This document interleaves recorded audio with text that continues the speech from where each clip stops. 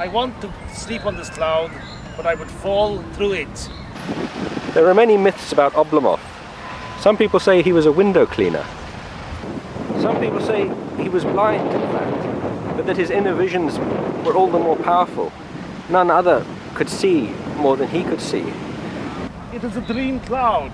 So that when he disappeared during the Russian Revolution, went to Siberia, prisoners used to seek him out in the taiga, in all parts of the woods, in the hope that he might be able to solve their problems, that he might rescue their dreams. No one is really sure where the following footage comes from, but it is thought to be genuine footage of Oblomov in his garden, doing sleepworking, sleepwalking, and the ladder seems to appear in one of the shots. We don't know if it's a real ladder, could be, and some very sort of intimate moments I think you'll enjoy. A Zen climbing dream position. I am climbing. You can stay in this trance-like state, which is called sleepwalking, for hours at a time. This is the genuine Zen sleepwalking position. Are you asleep? Presumably between asleep and awake, I would imagine, in between, the twilight zone. Some people say you're just some crazy alcoholic. That is not true. I do not drink now. Have you ever drunk? I used to in my youth. How long ago? Well, thousands of years ago. This scarf helps to draw the dreams out with its dark color. I dream of leaves falling on my forehead. I also dream of being in a health spa. There is a cat. It is catnapping. Children that are coming to me wearing pajamas. Yes, they want to sleep work. They don't want to go to school because sleepwalking with Oblomov is far more creative. He would stay like a statue, standing on his ladder, for hours, sometimes even days. People would come and observe and wonder at his extraordinary passion, concentration, focus. Most people know, of course, about the well-known installation Falling Through a Cloud in Hyde Park, which Oblomov presented to Cantor. Probably the reason that he wanted to work with him. So, can I clean your windows? Was he really a window cleaner, or was this just a pose? Was he really a spy for the Russians or for the Americans? Jane Bond famously went to Siberia to try and sleep with him, and only found that he really did want to sleep and nothing more. Sleep, he said. Would you like to sleep with me? She said yes, and then he rolled over and fell asleep.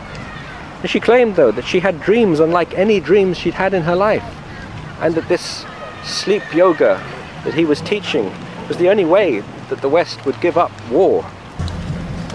My name is Oblomov Paradoxo. His name was Oblomov Paradoxov, which seems to have stood for many things, for many deeply held beliefs of his. It may well be that his father really was called Paradox and sold hammocks in Mongolia and Siberia and to the West as well, and mattresses, anything that would encourage sleep, including sweets.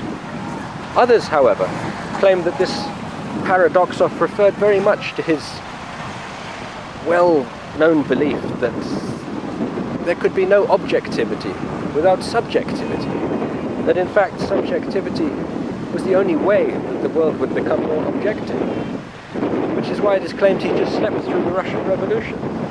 In all this subjectivity he saw no logic, no rationale, and he knew the best thing to do would be to dream, to put his head in the sand to see a bit further. Some people say Lenin maintained Oblomov was the main reason for the Russian Revolution. In fact, there would have been no revolution without Oblomov. Although this can be taken paradoxically either to mean that he represented the worst of the aristocracy who just wanted to sleep and hide when the peasants rose and demanded their rights, whilst others maintained that he was in fact an idealist, a dreamer, and that he taught yoga to Lenin.